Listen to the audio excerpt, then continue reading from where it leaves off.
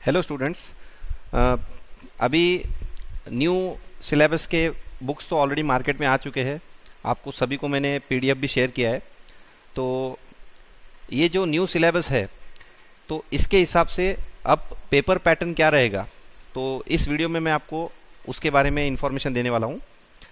तो सबसे पहले 2080 का पैटर्न तो फिक्स है, मतलब जो पहले से था वो अभी भी वैसा ही है। कॉलेज में आपको 20 मार्क्स मिलेंगे और 80 मार्क्स के लिए आपको एग्ज़ाम देनी है।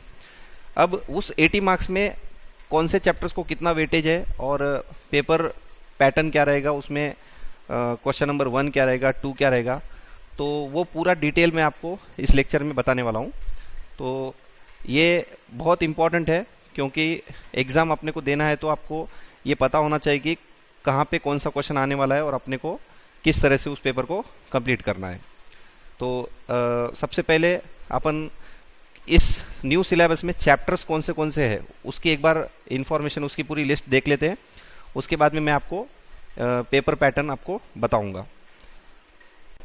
तो 12th book keeping and accountancy का proposed annual question paper pattern, तो अपने एग्ज़ाम में फरवरी मार्च 2021 के जो पेपर पैटर्न रहेगा वो इस तरह से रहने वाला है।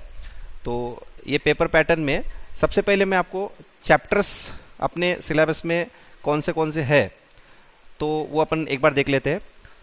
पार्टनरशिप फाइनल अकाउंट सबसे पहला दिया वाला है, पार्टनरशिप फाइनल अकाउंट्स। उसके बाद में final accounts of not for profit concern, ये जो है सेकेंड चैप्टर है, final accounts of not for profit concern. उसके बाद में admission of partner, retirement of partner, death of partner, तो ये सब पार्टनरशिप अकाउंट्स के यूनिट्स है, एडमिशन, रिटायरमेंट, डेथ। उसके बाद dissolution of partnership firm, dissolution of partnership firm, bill of exchange जो ऑलरेडी अपना कंप्लीट हो चुका है, कंपनी अकाउंट्स, कंपनी अकाउंट्स में इशू ऑफ शेयर्स ही है खाली। अगर तुम पुराना सिलेबस देखोगे तो उसके अंदर 2 यूनिट्स थे, unit 1 issue of shares and unit 2 debenture से रिलेटेड था। तो अभी वो सिलेबस में से अपने को उन्होंने निकाल दिया। तो अब कंपनी अकाउंट में एक ही यूनिट है, इशू ऑफ शेयर्स। उसके बाद एनालिसिस ऑफ फाइनेंशियल स्टेटमेंट, ये पहले भी था अभी भी है। तो प्रैक्टिकल कम थेरी, इसके अंदर प्रैक्टिकल क्वेश्चंस भी है और थेरी भी है। और लास्ट जो है computer in accounting, it is totally theory, ये पूरा थेरी चैप्टर है। तो टोटल इस तरह से अगर देखेंगे तो 10 चैप्टर्स अपने को दिया हुआ है सिलेबस के अंदर, ठीक है। तो अगर इसको कंपेयर करेंगे प्रीवियस सिलेबस से तो सिंगल एंट्री सिस्टम जो अपने को 11 में शिफ्ट कर दी उन्होंने, और डिबेंचर जो है, डिबेंचर चैप्टर वो यहाँ से उन्होंने निकाल ही दिया, ना 11 में है ना 12th में है। और एक नया चैप्टर इंट्रोड्यूस किया उसने, कंप्यूटर इन अकाउंटिंग, जो कि छोटा सा थेरी चैप्टर है। तो प्योरली थेरी चैप्टर ये कंप्यूटर इन अकाउंटिंग, ये इन्होंने नया इंसर्ट किया है। और बाकी के जब देखेंगे पूरे चैप्टर्स जैसे कि वैसे ही पुराने सिलेबस में जो थे वही है, कंटिन्यू। हाँ, तो अब मैं पेपर पैटर्न के बारे में डिस्कस करूँगा। तो सबसे पहले पेपर पैटर्न क्या रहेगा, तो टोटल 7 क्वेश्चंस रहेंगे पेपर में। कितने क्वेश्चंस रहेंगे? टोटल 7। पहले भी 7 आते थे, पहले भी टोटल 7 क्वेश्चंस रहते थे, अभी भी 7 क्वेश्चंस रहेंगे। वो 7 क्वेश्चंस जो रहेंगे उसमें सबसे पहला क्वेश्चन जो रहेगा वो आपका रहेगा ऑब्जेक्टिव्स, ठीक है। तो पहले कैसा था कि क्वेश्चन नंबर 1 जो ऑब्जेक्टिव्स का आता था 15 मार्क्स का क्वेश्चन रहता था, बट विथ ऑप्शन आपके पास 25 मार्क्स रहते थे। मतलब आपके पास 5 मार्क्स के 5 क्वेश्चंस रहते थे, उसमें से आपको कोई भी 3 सॉल्व कर रहा है, अगर 3 में आउट ऑफ मार्क्स मिल गए आपको तो 15 आउट ऑफ 15 काउंट होते थे। तो बहुत सारे स्टूडेंट क्या करते थे, 5 क्वेश्चन के 5 भी सॉल्व करते थे या 5 में से 4 सॉल्व करते थे। तो जिससे क्या हो जाता था, अगर एक आधा कोई 1 मार्क का मिस्टेक हुआ भी तो दूसरे क्वेश्चन में अगर 5 आउट ऑफ 5 मिल गए तो वो वाले काउंट होते थे। तो 15 आउट ऑफ 15 ईजिली उनको वहाँ पे मिल जाते थे, क्योंकि अपन ने सेफ साइड में एक्स्ट्रा क्वेश्चन सॉल्व किए हुए।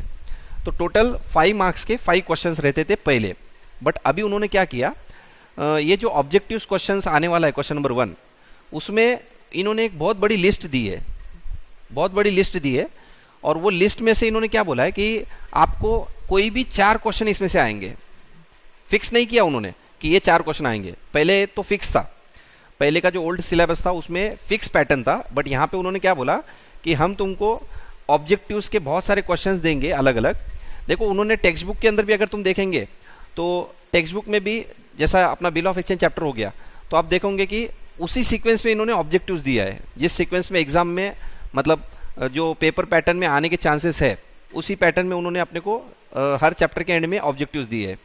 तो जैसा अभी जो क्वेश्चन नंबर 1 है 5 मार्क्स के जिसमें बिट्स आने वाले हैं, तो उसमें पहला क्वेश्चन है select the correct option and rewrite the sentence.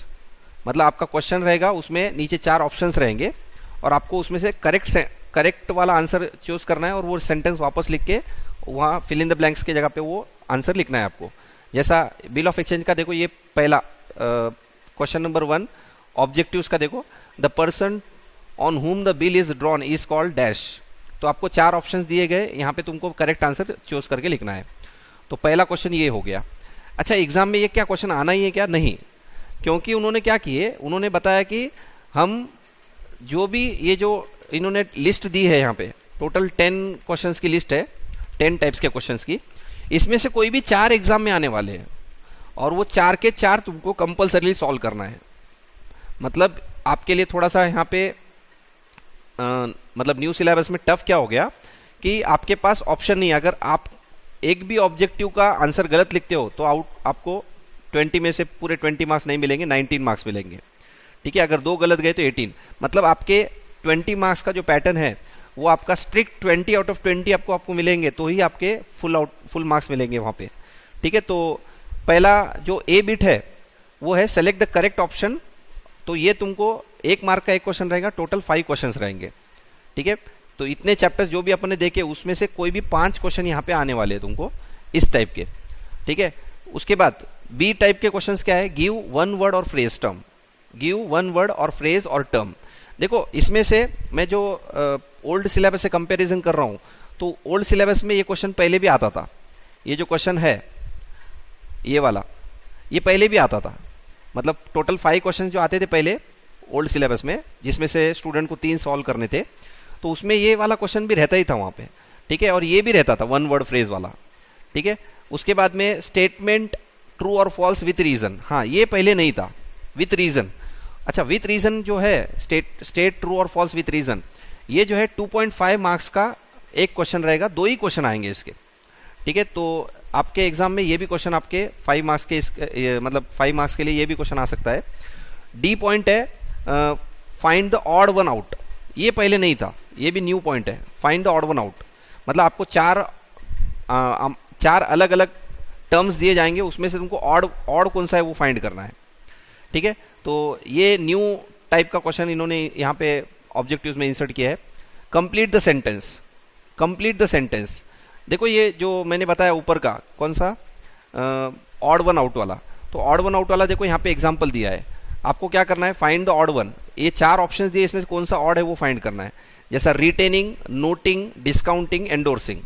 अब इसमें अगर आप देखेंगे तो ड्रॉवर क्या कर सकता है, रिटेन कर सकता बिल को, डिस्काउंट कर सकता, एंडोर्स कर सकता।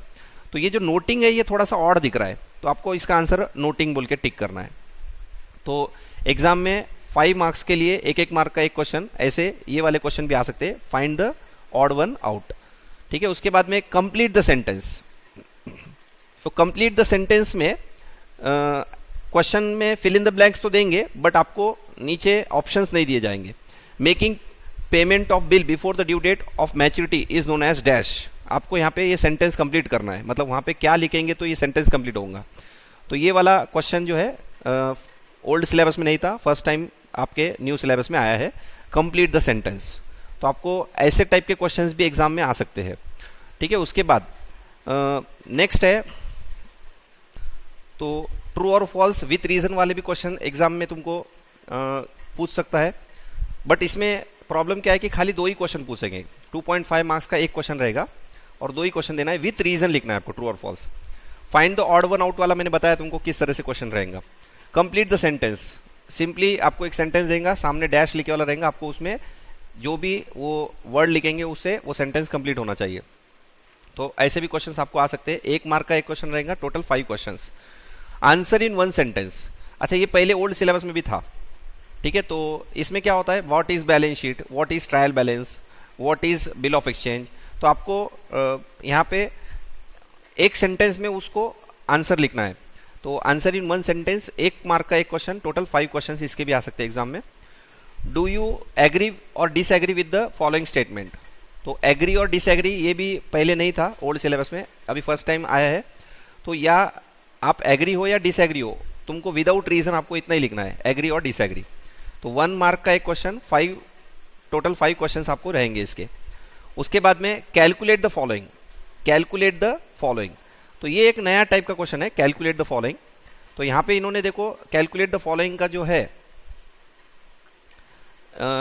कैलकुलेशन, यहाँ पे देखो ये दिया example, Ganesh draws a bill for 40,250 on 15th January 2020 for 50 days. He discounted the bill with the Bank of India at 15% per annum on the same day. Calculate the amount of discount. मतलब आपको हर chapter में से, अलग अलग chapter में से ऐसे calculation वाले पार्ट जो है आपको छोटे से क्वेश्चन बना के देंगे, आपको उसका कैलकुलेशन करके बताना है।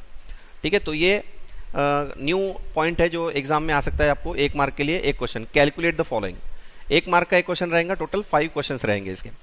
Give specimen of bill of exchange, तो जो ओल्ड सिलेबस में एक क्वेश्चन कंपलसरी रहता ही था, बिल ऑफ एक्सचेंज का स्पेसिमेन फॉर्मेट, वो यहाँ पे भी इन्होंने मतलब एग्जाम में आएगा या नहीं आएगा उसको अपन गारंटी नहीं बोल सकते, बट उन्होंने ये वाला भी एक पॉइंट रखा है कि बिल ऑफ एक्सचेंज का प्रोफॉर्मा भी आपको एग्जाम में 5 मार्क के लिए पूछ सकते हैं, एक ही आएगा 5 मार्क्स का। ठीक है, उसके बाद complete the following table, complete the following table. देखो इस टाइप के क्वेश्चंस भी तुमको एग्जाम में आ सकते हैं। कंप्लीट द फॉलोइंग टेबल मतलब आपको यहाँ पे क्या करेंगे, कुछ टेबल देंगे और उसको आपको कंप्लीट करना है। जैसा ये देखो बिल ऑफ एक्सचेंज चैप्टर में डेट ऑफ ड्राइंग दिया है, डेट ऑफ एक्सेप्टेंस दिया है और पेएबल 60 डेज आफ्टर डेट दिया है और ड्यू डेट कैलकुलेट करना है आपको। तो ऐसे सभी चैप्टर्स के 5 क्वेश्चन आपको देंगे 5 मार्क्स के लिए, वो कंप्लीट करना है टेबल को। ठीक है, तो इस टाइप के भी क्वेश्चन तुमको एग्जाम में पूछ सकते हैं।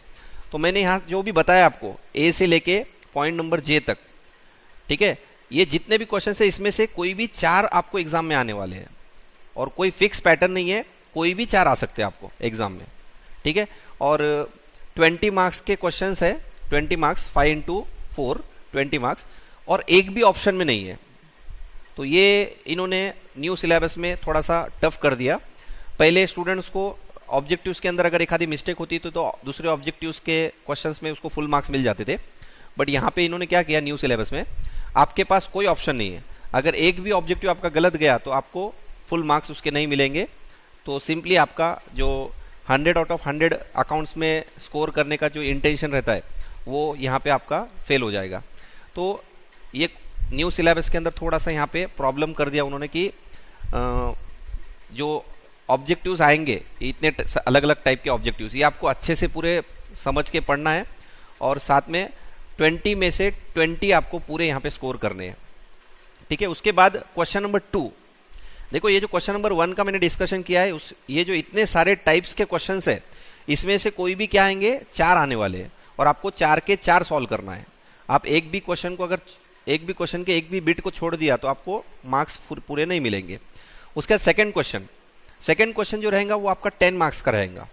ठीक है, तो यहाँ पे दिया है solve any one from the following bill of exchange, admission of partner, retirement of partner, death of partner. मतलब यहाँ पे 4 उन्होंने चैप्टर्स के नाम दिए और solve any one of the following और any 2 problem will be asked. मतलब क्वेश्चन नंबर 2 में आपके ये चारों में से कोई भी 2 क्वेश्चन आने वाले हैं। मान लो बिल ऑफ एक्सचेंज अगर आ गया तो रिटायरमेंट ऑफ पार्टनर, ये 2 आ गए तो सिंपली एडमिशन और डेथ यहाँ पे नहीं आया, आपका बिल ऑफ एक्सचेंज आ गया और रिटायरमेंट आ गया। तो यहाँ पे एनी वन आपको दोनों में से कोई भी एक सॉल्व करना है। 10 मार्क का एक क्वेश्चन रहेगा और आपके ऑप्शन में एक और भी रहेगा, मतलब आपको बिल ऑफ एक्सचेंज नहीं आता होगा तो रिटायरमेंट कर लीजिए, रिटायरमेंट नहीं आता होगा तो बिल ऑफ एक्सचेंज कर लीजिए। तो यहाँ दोनों में से तुमको एक क्वेश्चन सॉल्व करना है।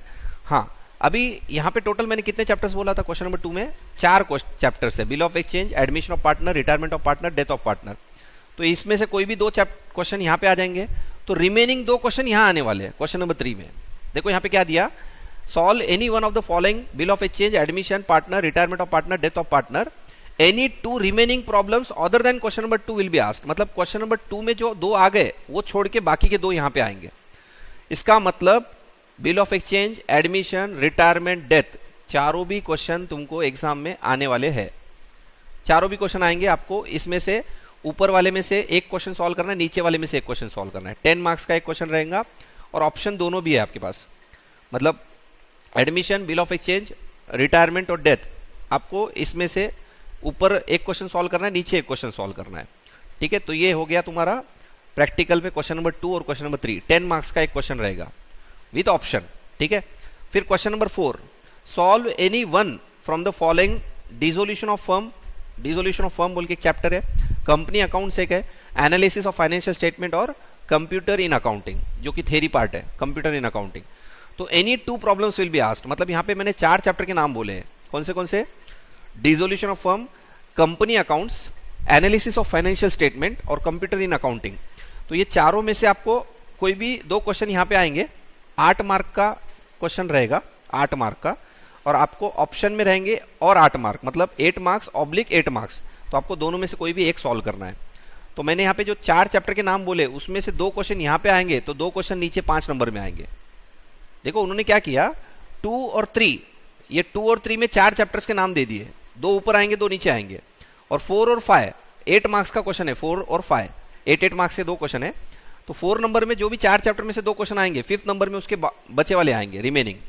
तो यहाँ पे 2 क्वेश्चन आपको 8 मार्क्स के लिए आएंगे बचे वाले, ऊपर 4 में जो आएंगे उसके अलावा दूसरे यहाँ पे आ जाएंगे। तो ये टोटल 8 मार्क्स का एक क्वेश्चन रहेगा, 4th नंबर का 8 मार्क का और 5th नंबर का 8 मार्क का, ऑप्शन के साथ 16 मार्क्स। और फिर क्वेश्चन नंबर 6 है problem on not for profit और कंसर्न।